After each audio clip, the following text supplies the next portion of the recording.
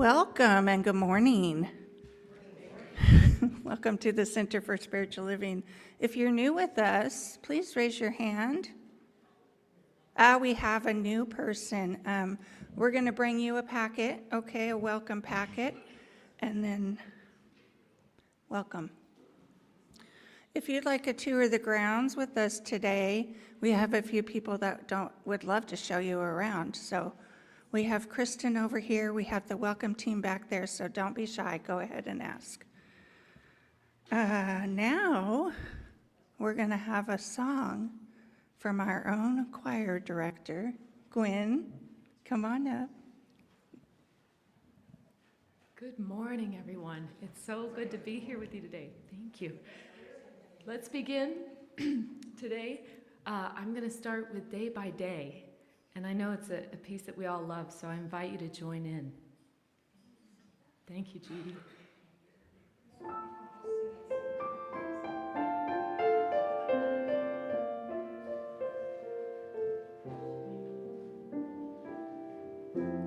Day by day, day by day,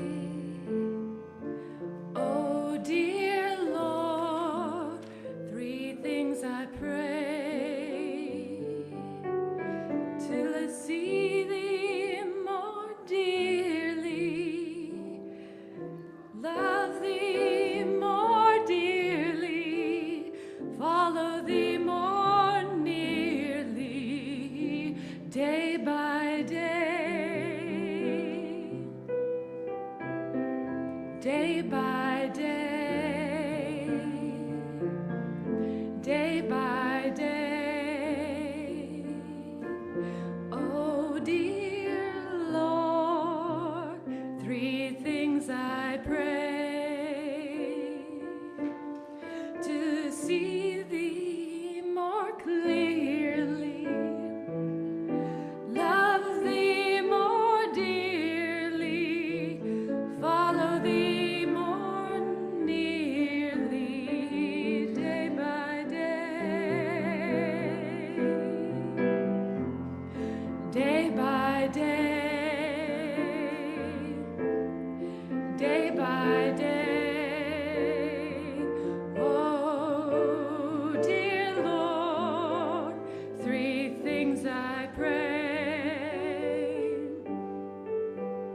to see thee more clearly, love thee more dearly, follow thee more nearly, day by day,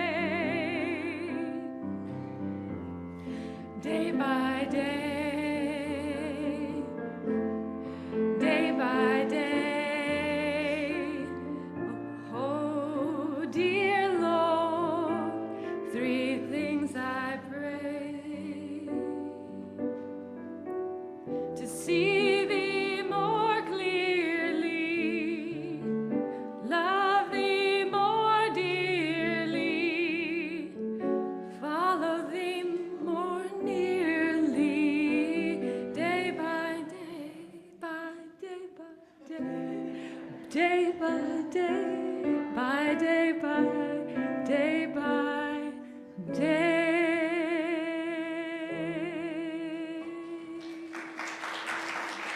Thank you. Thank you, Gwen. Beautiful. You guys sing so good, too.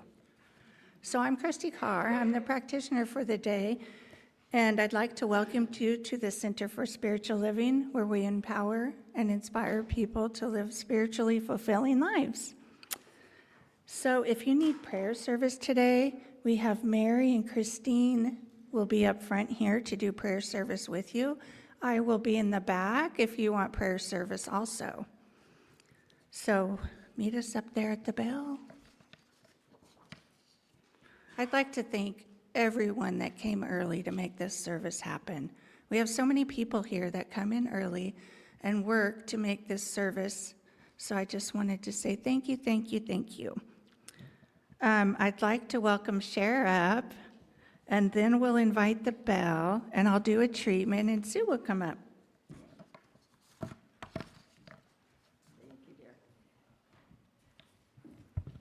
Well, I'm happy to have this opportunity to do a testimonial.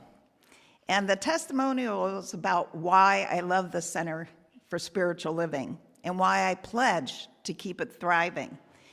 Well, I fell in love with the center 38 years ago. Reverend Sue and I were roommates at the NEAT camp for one of our very first congregational retreats. We had 2 6-year-olds, and Lindy back there was 3. Do you remember Lindy? And we had a blast. We'll have to recreate Church Lady one day, which was our skit. And the other thing that I really love about the Center for Spiritual Living is that it balances me in body, mind, and spirit. And when I mean that, as far as the body goes, my first yoga class was right here over the decades. My first Tai Chi class was here. My first experience walking a labyrinth was here in our back garden. And then also my first experience with ecstatic dancing. That's the body celebrating the spirit. And then as far as the mind goes, I learned in classes things like mental equivalence. What's that? That's that you create your own experience. If you change your thinking, you can change your life. Isn't that empowering? Right here, you learn it all. And then there's the spirit. And the spirit, it's factory equipment. That means you have unlimited potential inside of you. You have infinite intelligence, and you can learn to use it. And this model up here, if you didn't know what that was, that's sort of body, mind, and spirit. It's open at the top with that unlimited potential, infinite intelligence. You can think, I love acronyms. I just thought of this one. Up, unlimited potential, up. And then the middle part of that, that's the mental equivalent. That's the mind. That's our belief systems. Use your thinking to support your life. I call it BS if it's not positive, because those are belief systems that don't support you. Is that okay to say? And then where that spirit manifests at that bottom level, that's you creating your reality. So that's the mind, body, spirit in just a symbol. The other thing I love about the center is the center truly centers me. And if you think of a wheel, if you're outside the wheel and it's constantly spinning, you're constantly moving in chaos. But if you go to the center of the wheel, it's perfectly still. That's the 0 point. And the center centers me. And our core values, I love acronyms, you know this, is centers. C for compassionate community. E for empowering. N for nurturing. T for truth-centered. E for enlightening. R for respectful. And S for spiritual. And I just have one other little thing to say, is that when the first minister talked about pledging to the center as a steward, when I was here decades ago, he gave an amount that said, this is what it takes to keep this center thriving. And I went home and I thought, well, God, I'm a single parent.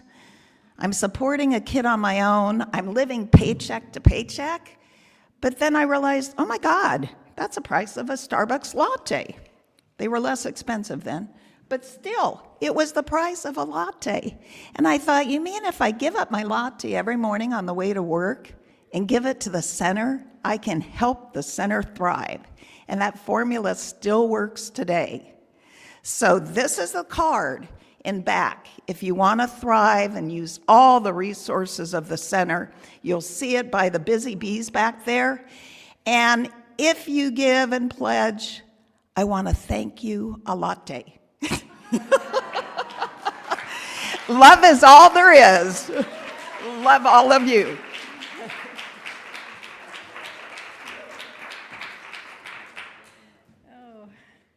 That's our Cher. Can't you see her on a TED Talk? Have you done those yet? They don't know about you yet, huh?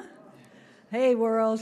I'm telling you, on the camera, if you're looking for somebody, Cher Matthews. I'll give you the contact. So I am here to reinforce the stewardship program. We're trying to move our words from pledge to stewardship, but it's all the same thing. And what you'll find out, if you are curious, I just love this bee, and if you're not even curious about what I wrote in this, the bee, just put it by in your bathroom when you're getting ready in the morning. It just makes you smile. This is the happiest little bee that Lori found for our advertising. And again, we're rooted in love, and B-E-E, be a part of our prosperity hive. Here's my card. I filled it out, and when you fill out your card, Susan Jantz made little seed pods, and you're invited to take a little package of those with you as a gift to you for your pledge. So what I wanted to share, the book of the month is Braiding Sweetgrass by Robin Wall Kimmerer. I opened it to something very interesting about bees. And this is a whole collection of indigenous stories and wisdom. And she herself is a scientist, so she's a poetic writer, and she weaves this all together. But let me share, she's talking about the fall and the colors of purples and oranges and yellows. And she said, but she talks about the visual effect those colors have on our sense of well-being. So she says here, the visual effect that so delight a human like me may be irrelevant to the flowers. The real beholder, whose eye they hope to catch, is the bee, bent on pollination. Bees perceive many flowers differently than humans do, due to their perception of additional spectra, such as ultraviolet radiation. As it turns out, though, goldenrod and asters appear very similar to the bee eye and the human eye. We both think they're beautiful. Their striking contrast when they grow together makes them the most attractive target in the whole meadow, a beacon for bees. Growing together, both perceive more pollinator visits than they would if they were growing alone. It is a testable hypothesis. It's a question of science, a question of art, a question of beauty. And then she goes on to say, at the very end of this, she talks about going back to the power of the bee in our discussion today, is the time that I teetered precariously with an awkward foot in each of my two worlds, scientific and the indigenous, but then I learned to fly, or at least try. It was the bees that showed me how to move between different flowers. So I think about this, I call you all the bees. You're all bees, teaching one another how to move from all the different things going on in the world, all the different colors and flowers, to drink the nectar, to gather pollen from both. It is this dance of cross-pollination that can produce a new species of knowledge, a new way of being in the world. After all, there aren't two worlds. There is just one good green earth. So I think about all of us and all that we do here and the many ways that we act as bees, pollinating this and that and giving our service and our heart to areas that interest us, that we're passionate about, and we bring more color. And we keep, I appreciate Steve's vision, those panels on the back wall is an opportunity of color. They are representative of our chakras. There's all these different ways we continue to add a little bit here, pollinate a little bit over here, and make it all very beautiful for the eye of the beholder. So all that you can give, all that you can do is what this is all about. So I thank you for listening one more time. Remember, there's a test at the end of the month. Thank you.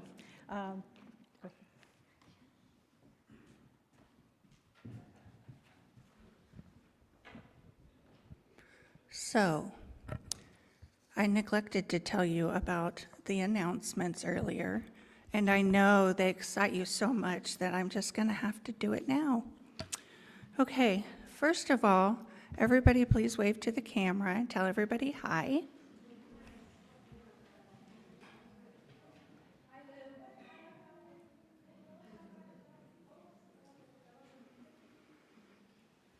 Good. So the announcements, we are mindful meditation. If you're planning on going to that, that is canceled, and it was on November 9th. Saturday, October 11th, there are several things happening on Saturday. Landscape Saver Day is at 9 o'clock in the morning to noon, and they really need some help out there in the yard. So if you think you can help out, please show up and help them. That day also, I have my beading therapy session, and it's from 1 to 4. And after that, I have the Rainbow Love Circle connection from 5 to 8. So come on Saturday, we'll be busy.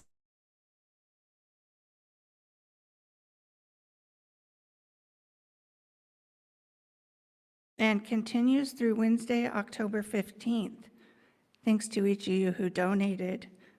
We also need volunteers to tie an inspirational message on each pair of socks that we give the veterans.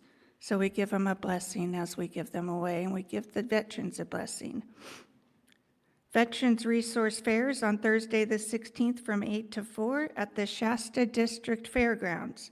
The center will be hosting a table there, and the Reading Holistic Fair, Healing and Spiritual Arts Fairs on Saturday, October 18th from 10 to 4 in the sanctuary here.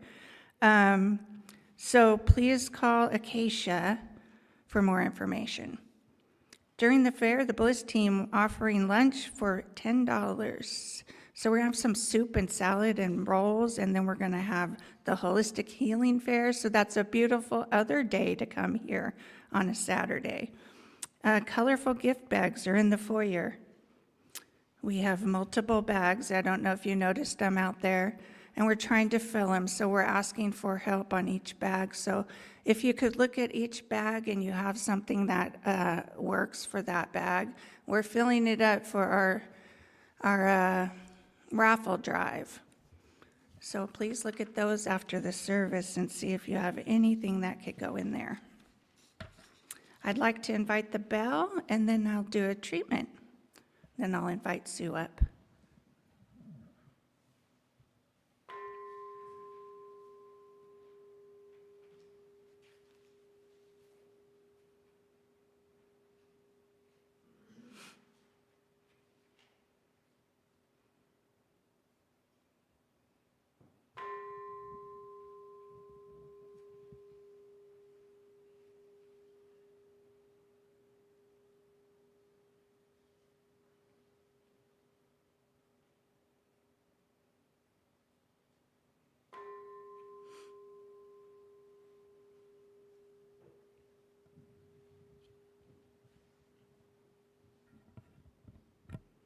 Let's lower our gaze or close our eyes if you're comfortable. Take a big breath in, calm your body, and know the infinite, invisible as spirit is everywhere equally and everywhere present. It is the source and the substance of all life. This presence is the light itself, pure, radiant, and unceasing. It shines through every aspect of creation, illuminating all the wisdom, love, and truth. I know this light is at the core of my being. This light, this energy, is my energy. This light is my light as it runs through me, as me. So right now, I know for you, as I know for myself, any thoughts of limitations, doubts, or fear are released, and there's only Spirit's light to shine throughout our heart fully and freely. realizing that each moment is a choice. Knowing that all is available for us, we partake at the level of our understanding. We awaken to the dream as it reveals unconditional love, joy, and abundance. We radiate love, kindness, and wisdom in all that we do. Our presence uplifts all those around us, bringing comfort, hope, and inspiration. Wherever we go, we are guided by inner clarity, and our path is illuminated by the divine. In every interaction, we see the light in others and reflect it back to them. With compassion and understanding, knowing that we embody this light, we contribute to creating a brighter, more loving world for all. With great gratitude, I give thanks for the light that I am and the opportunity to shine in the world. I release these words into the perfect law of mind, knowing that as I have spoken, so it is already unfolding. I let it go, and together we say, and so it is. Reverend Sue?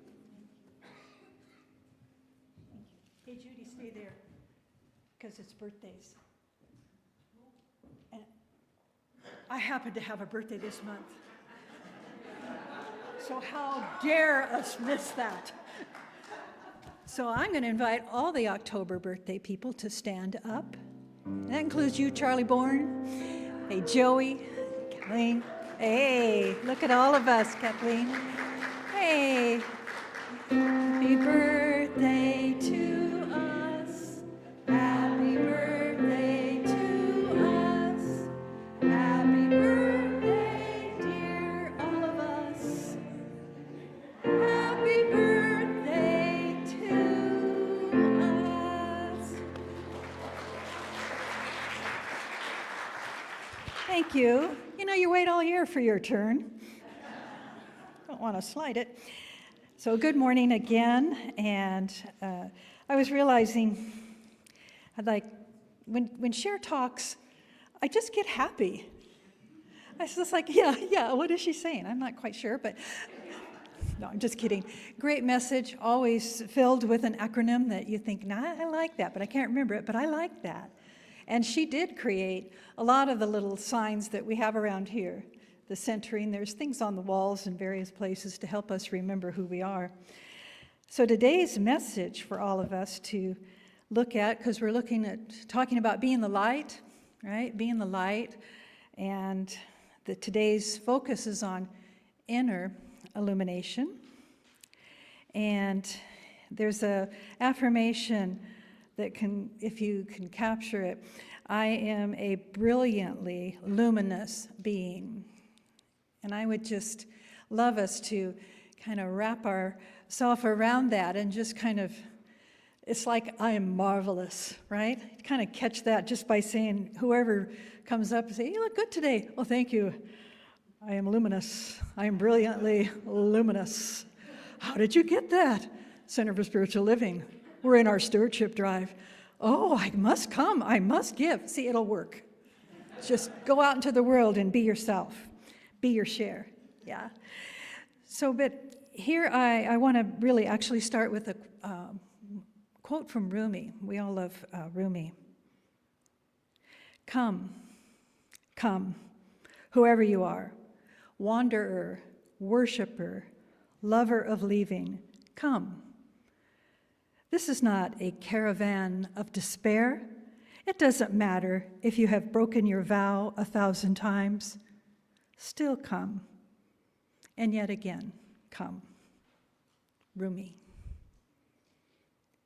So you'll understand that in a deeper way as we go through the message today, because Rumi is one of the spiritual teachers in his poetry that I studied. And there was a lovely book where it really dove into his relationship with his spiritual companion and Shams. So we'll come back to that. But we're looking at this because why? that inner illumination that he wrote his poetry with, that he was awakened to. He was a Sufi. He was a practicing scholar and teacher of spiritual wisdoms in that tradition. But it wasn't until he met, I keep wanting to say Shams because of Steve, but I'm trying to say Shams. And it was this passion that you discover in all of his poetry and in his writings and in his discussion. And I've always seen people, and I saw it just a moment ago, when somebody speaks Rumi, people go, They're either going, huh? Or, I get that. There's a nodding of connection one way or another, something we felt in his poetry that we can't quite articulate into words. So this man of faith, he dove through an instant of mystical annihilations. This is something that he wrote. Fire met fire, ocean and ocean, and Rumi fell into pure being. He had one of those ecstatic experiences of enlightenment that I find, that I love to read about those stories on great teachers. And he would say, what I once thought of as God, I met today as a human being. That's coming full circle. I had not seen that particular quote from Rumi before. And this was what he was referring to, though, his closest friend. You see, what I once thought of as God, I met today as a human being. He saw that in the eyes of his beloved friend.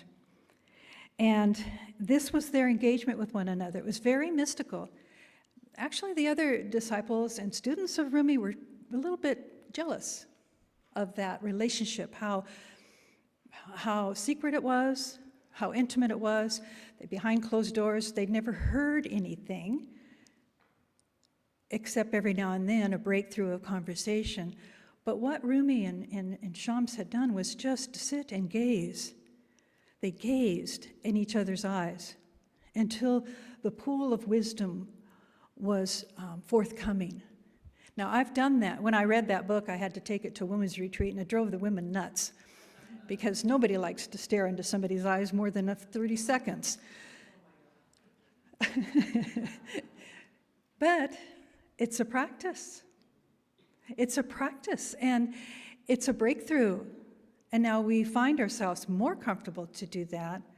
However, I've also seen people, when I'm marrying them, I'll say, look into each other's eyes, and they'll go for about 5 seconds, and they look at me, okay, go on. Go on before I change my mind. Go on. And it's just a moment when they can really lock in. They see one another. They truly see who their beloved is. So, you can try that with your close friends. But this was the very close bond that they all got to witness. They spent all these hours together, as I mentioned, and they were in communion, not with words, but an understanding, a felt sense with one another, a connection that only can come out of silence if we're still enough, long enough. And what they described as enduring these refining fires of deep spiritual purification. So I recognize that when I read his writings, and I look at things and I realize, okay, he's communing with one of his dearest friends. But then Shams had, because of some of the controversy with their relationship and the jealousy, I assume, those are my words, Shams had to leave. And sometimes he would come back, but finally he left and he was never seen again. And when you read Rumi, you hear these words that he continued to stay inspired because what he felt, what that love, what that was, never left him. And it was Rumi who would ask us, and I like this one too, think about this, to listen with the ear in the center of the chest. Listen with the ear at the center of your chest. Now, when we talked a few weeks ago, we had the heart math with Dr. Kathleen Riley, and that was all, if we were invited to, touch your heart space and breathe here and listen from here. we keep talking about this. Listen with the ear of the heart. So here he would beg us, hear what I say behind what I say.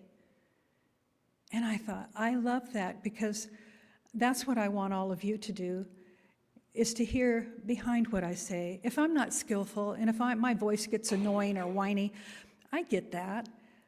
But I want you to hear behind what I'm trying to say. Because when we sit here in this hour together, it's all about sacred. It's all about spirituality. It's all about touching that heart space with each other. And I want you to feel that moment where we illuminate the heart space with a sense of longing. And yet we find answers at the same time in these moments of knowing. So it's truly just gathering here in the company of one another opens us up to that privilege. Now, there's a beautiful song that some of you might remember, and it's I Am Light by India Are. Do you remember that song? It was real popular a while back, and she had a great video that went with it. And it's a powerful song that was sung with such passion as she sings out what she is, and at the same time denies what she's not. Such as, I am not the things my family did. I am not the voices in my head. I am not the pieces of the brokenness inside. I am light. I am light. I am not the mistakes that I have made. I am not any of the things that cause me pain. I am light. I am light. I am not pieces of the dream I left behind. I am light. I am light. I am not the color of my eyes. I'm not the skin on the outside. I'm not my age. I'm not my race. My soul inside is all light, all light, all light. I am light. I am divinity defined. She reaches the end of her song. I am divinity defined. I am the God in the inside. I am a star. I am a piece of it all. I am light. Isn't that incredible? It's an incredible song. And if you want to see it on YouTube or search it, just spend some time. She starts it off with the most beautiful series of ohms. And so she's already saying, come with me, join with me. Just as Arumi and Shams close the door and say, come into the light, listen to something that's greater. So I look at that whole song as therapy in a song. It's your therapy. It's your therapy where you can just melt into realizing, I'm not these voices in my head. How freeing is that? When we open to the truth in such a way, we intuitively sense this greater idea, as if, yes, light does come on. It seems like a switch is turned on, and the light has a powerful way to shine truth. Light dispels the darkness, as we've heard so often in different scriptures. It has the power to shred the stories that we've made up about ourselves and about others. This aspect of being the light, being our true nature, is the truest sense of being self alone. It's innocent and it's uncorrupted. It's pure. I am spirit and I am light. What has contaminated, I wonder, this inner purity of inner knowing? They're just pieces of stories we were told and we hold on to. We were good little children. And we never challenged some of those stories. Whether they were told to us by our elders, by our parents, by our teachers, by our clergy, by our friends. Some things we just didn't question. And if it wounded us, we hung on to it for some strange reason. And then sometimes it's merely the stories we told our own self out of shame and pity for what we have done or become, or think that we have become. And we either continue to ruminate for some crazy reason on them, we can try to run from them, We can try to numb them. We can try as much as we want to try to avoid them, suppress them, but eventually, ultimately, right, they become voices in our head. It's crazy. It's crazy. Sometimes I want to shake my fist at God. I said, this instrument of our intelligence, and I want to be the victim. But no, just as Cher said, change your thinking, change your life. But there's a way of healing this discontent. Here is where we offer ourselves, surrender ourselves, and engage with the great light that we speak of. This great light of illumination transforms us. So Ernest Holmes said, "We do not change all the patterns of our thought in a moment. Rather, it takes place little by little until gradually the old thought patterns become transformed into new ones by some inner alchemy of the mind, the operation of which we do not see, but the manifestation of which we do experience." So little by little, so we can quit being so hard on ourselves. Turn the light on and stand in the light, little by little, knowing that you are progressing in the spiritual nature of your true self. So our true nature, I believe this with my whole heart, is kind and forgiving. Our true nature is guided by love. Love is all there is. And we become instruments of that love. Life is challenging us lately to remember this truth. Remember it above all else. When we are challenged, when our heart space shrinks up and we find ourselves in horror of whatever is going on in front of us, and there are some horrible things.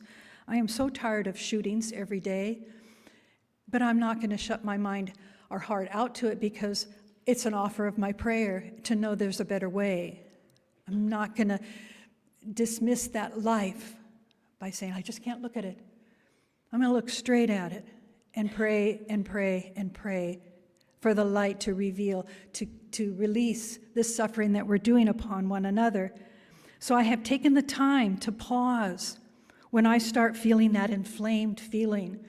If I see a posting somewhere on Facebook or a news story, and I'll question it. I'll question it in different ways, and I'll question it in that moment and as I think about it throughout the day as it comes to me. And I'll say, just like Byron Katie reminds us, is it true? Is it absolutely true? And then I realize, I only know so much.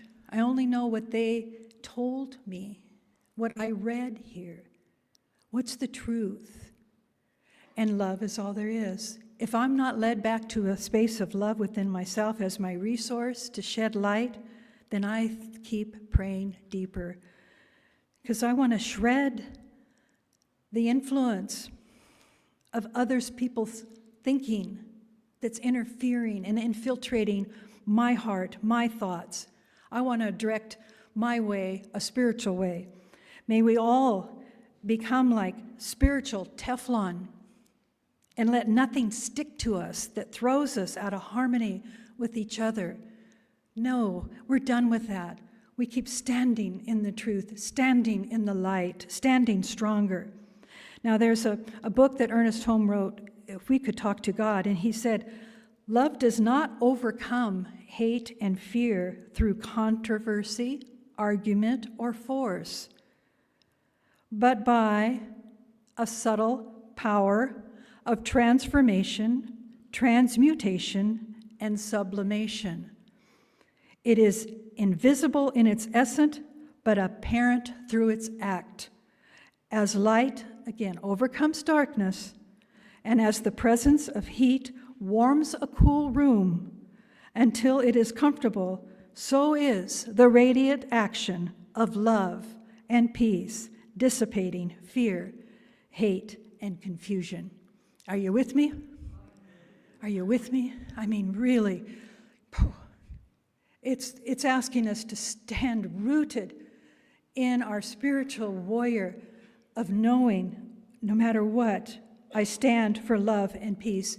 And I know this love, this light is dissipating my fear right here, right now. and the fear of those who are inflicting these acts upon others. I believe in us here. I believe all of us are here. I think we've met before in other lifetimes. I really do, because I think we're really cool people. And sometimes I'm said, the church doesn't seem to be growing. I said, that's okay. We know who we are. We invite those that know who we are to join us, because it's a happy place. It's a spiritual place. It's a strong place. It's a place of truth. You don't have to, buy into a doctrine. You get to stand on your own and feel this love move through you so that we're no longer separating each other from this divinity, from this divine energy that's always permeating everything that is. So I think we're guided. And I like the Bible quote, for those who have ears to hear, they'll be here. You'll be here as I look at the camera. Come on in. We don't bite. We just love. So as we evolve, trust in this, those walls disappear. Those walls that we didn't even realize we were creating. But when we start to experience moments of illumination and awakening beyond mundane life experiences, we're making a difference.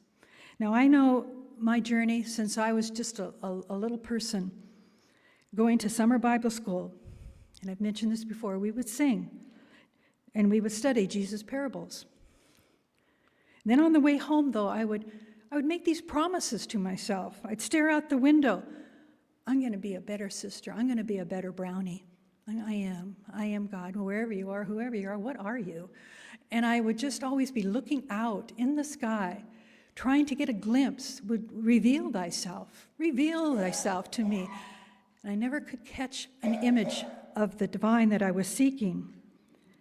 And I would hum and I'd sing in my quiet hours, yes, Jesus loves me. The Bible tells me so. But was I feeling it? I don't think so. I was longing. I was more of a longing that I had since I was so little. I can still image my little body in that hot seat in the back of the car in the hot summers, my back of my thighs sticking there and, afraid to get out when you, come on, let's get out of the car. I can't. I'm stuck. I'm stuck and I'm afraid. I've been singing. I hold that image and I see how I've grown from that time to now, still trying to see God. I turned on the light, I wonder sometimes. You know why?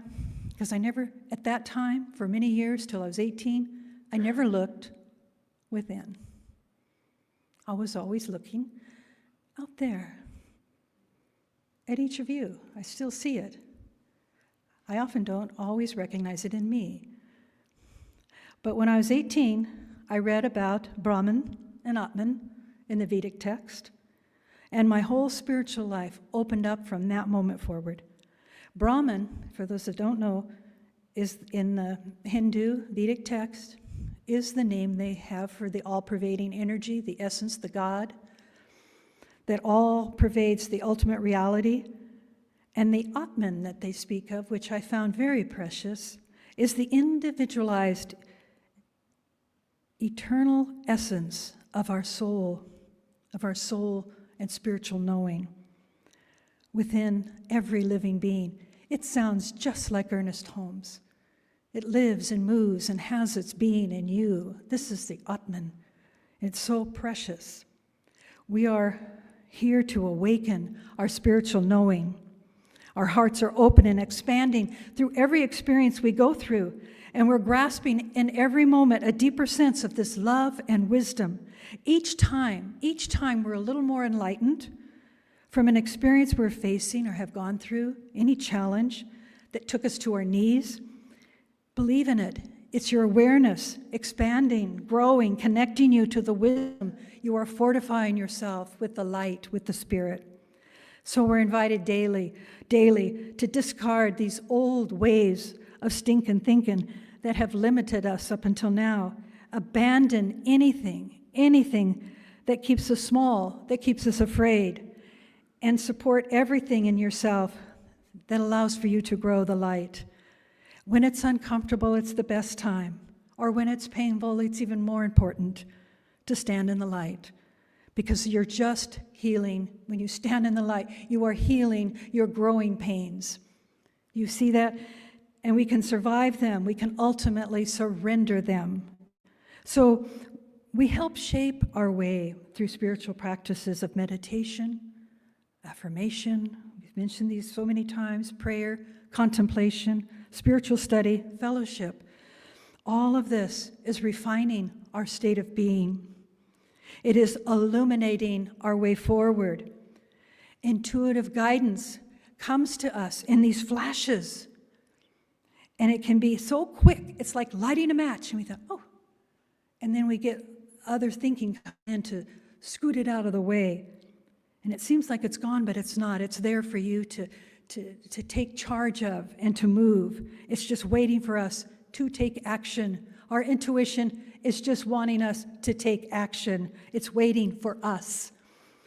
So there's a person, I like the name, Ben Pink Dandelion. He wrote this book called Open for Transformation. The process of giving way to the light takes us into a place of intimacy with God, impels us to challenge the injustices humanity besets itself with. We are transformed in our spiritual experience to act collectively as co-agents with God of transformation in the world. We are transformed in order to transform. So we have a mission. And I think we're all up for it. Now we can, and I understand myself, we can get bullheaded at times. And that seems to block that energy that is trying to flow into our crown chakra. We all have this space. Do you remember when you were little and you were around a newborn and they said, don't touch that soft spot? And I was always so squeamish to this day. You know, the doctor would say if my kids didn't feel well, touch their soft spot. No, we're not supposed to touch that. It seems like this holy, holy, holy space where everything is still coming together. And then I realized years later, that's our crown chakra.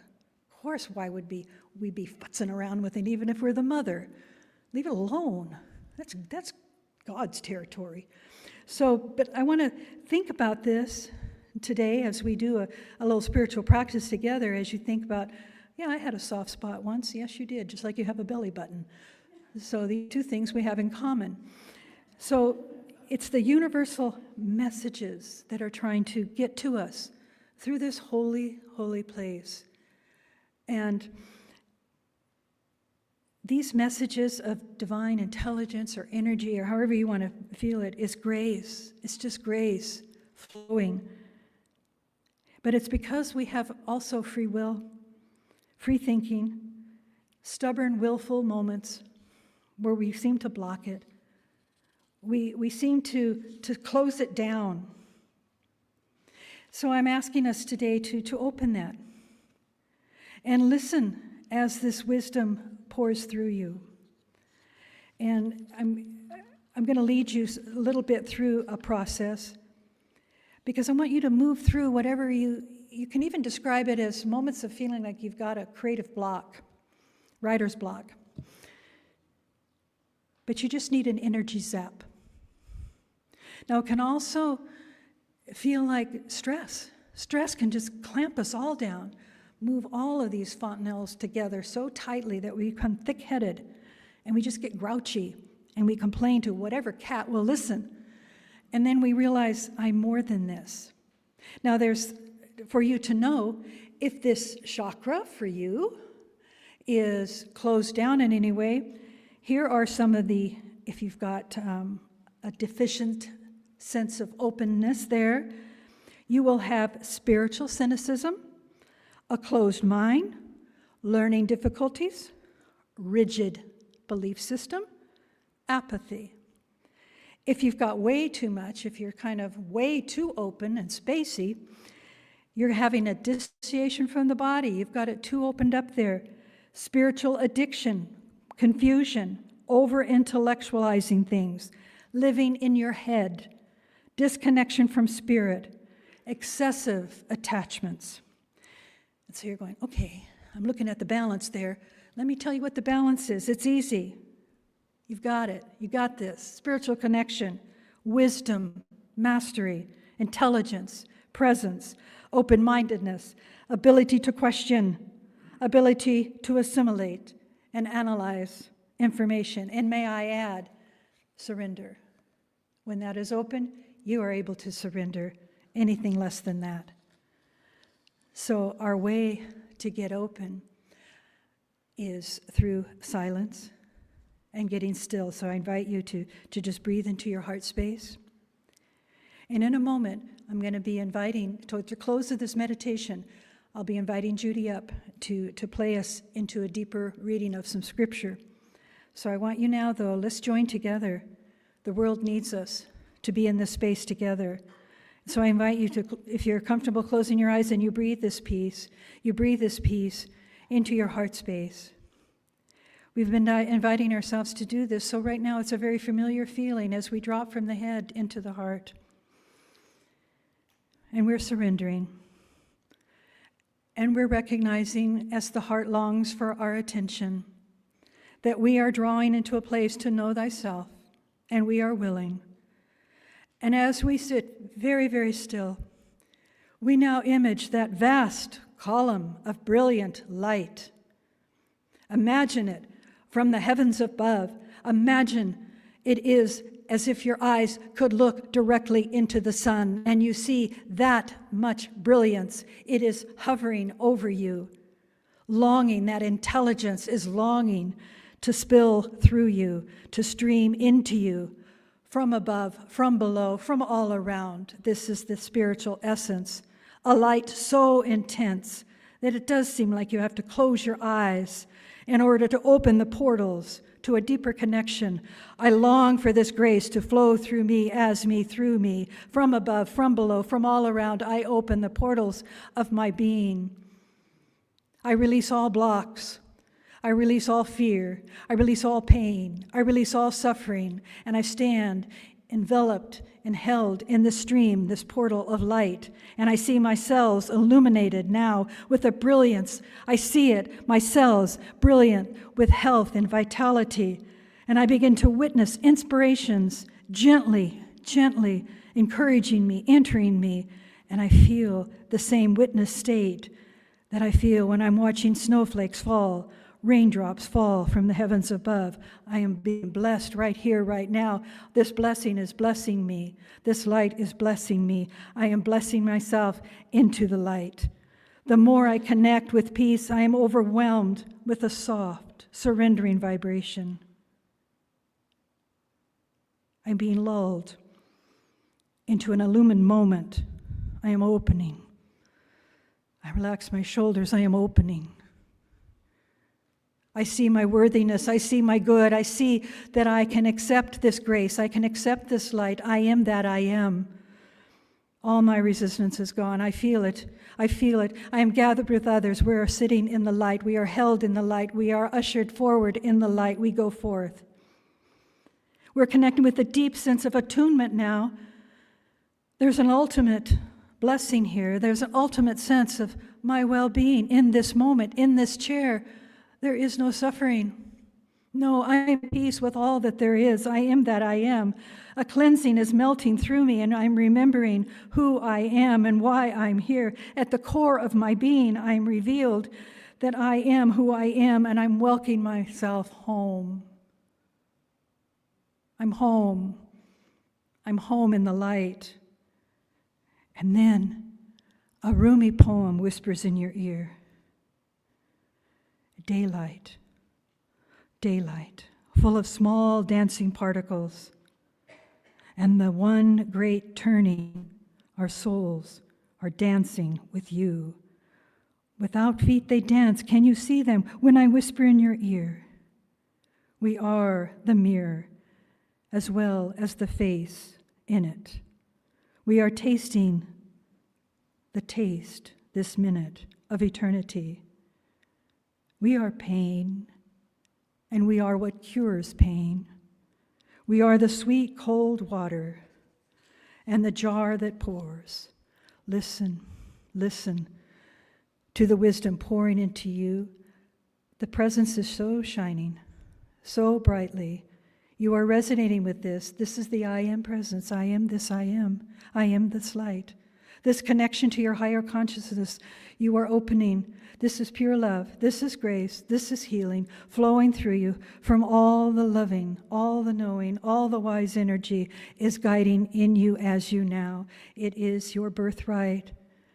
It is your human right. It is your spiritual right. You're staying open. You're receiving the divine light. You're seeking the guidance you have longed for. You have longed for since you were a small child staring out the window. This is it. This is divinity. Your awareness is expanding, so you simply let go, let go, let go, let go. Keep expanding into the light. Just let go. Just let go. I am the light. I am the light. I am the light. I am. I am breathing. I am recognizing. From the ancient scriptures, long, long ago, it was spoken. It was spoken. May my speech be one with my mind, and may my mind be one with my speech. O thou self-illuminous Brahman, O the divine, remove the veil of my ignorance from before me, that I may behold thy light. Do thou reveal to me the spirit of the scriptures. May the truth of the scriptures be ever present to me. May I seek day and night to realize what I learn from the sages. May I speak the truth of Brahman. May I speak the truth. May it protect me. May it protect my teachers. Om. Om. Filled with Brahman are the things we see. Filled with Brahman are the things we see not. From out of Brahman floweth all that is. From Brahman all, yet he is still the same. Om, peace. Om Shanti, Om, peace. Lead us from the unreal to the real. Lead us from the darkness to the light. Lead us from death to immortality. Om Shanti, Om Shanti, Om Shanti. Om, Om. I am the light. Om. I am light. Om. I am. Join me in the Om together. Take a breath.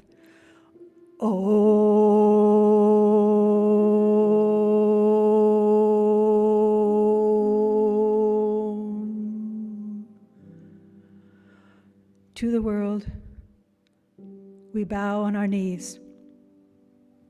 Om Shanti. Om Shanti. Om Shanti. May the world be blessed by our prayer this day, by our light, by our truth, by our willingness to speak the word of God in the sound of Om Shanti. Om Shanti. Om Shanti. Thank you. Just be still. Just be very still. For a few moments, just take it in as Gwen comes forward and takes us to where we want to be. I love you. Thank you.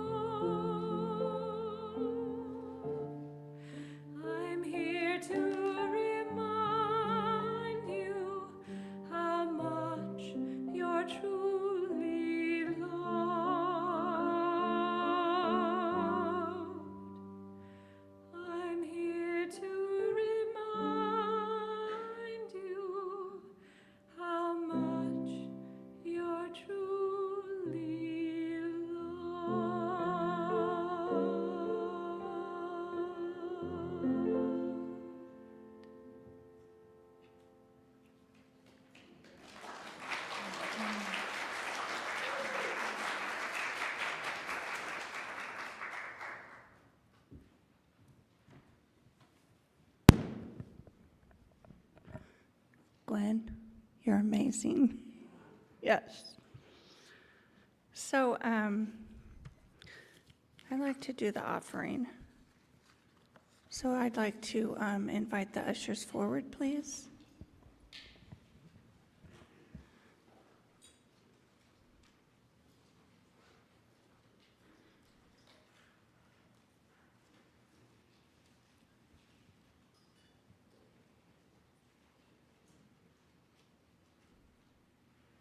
Let's lower our gaze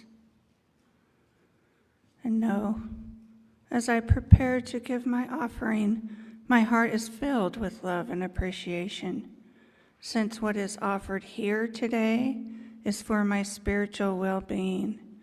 I am filled with gratitude, knowing life stays in balance, for as I give, I do receive.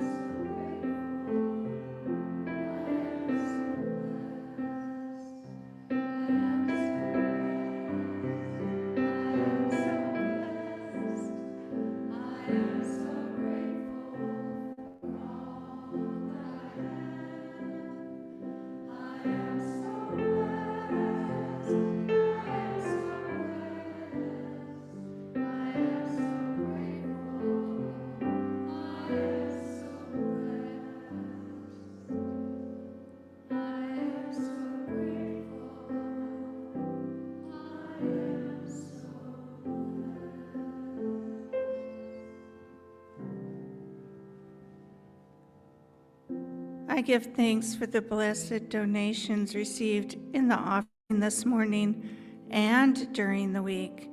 I know each dollar supports this spiritual family in many ways. As we grow together, pray together, and give thanks for all this center has been blessed with today and always. And together we say, and so it is.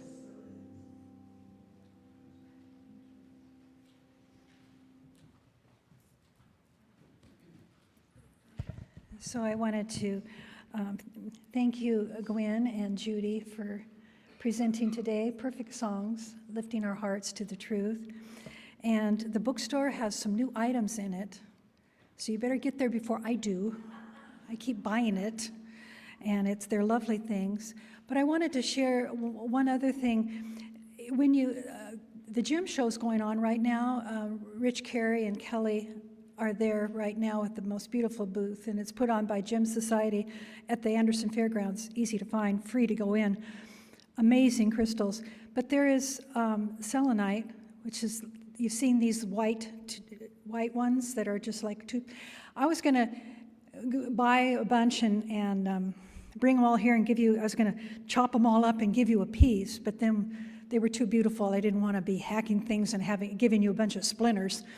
So you can go buy your own. But what they talk about this particular, and there's a lot of them there, is this is the stone that you would hold to open this space. So it's an energy stone to it. And what I appreciate is when it comes in different shapes that people mold it into, but naturally comes in this, and it reminds me of the tube of light.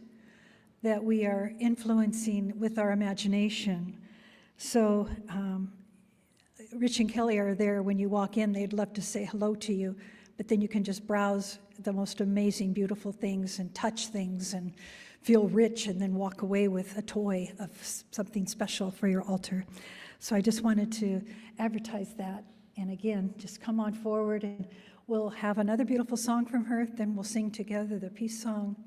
And then you'll go out before you go to the social hall and fill out your pledge cards. You got a lot to do now. So thank you for being here today. Thank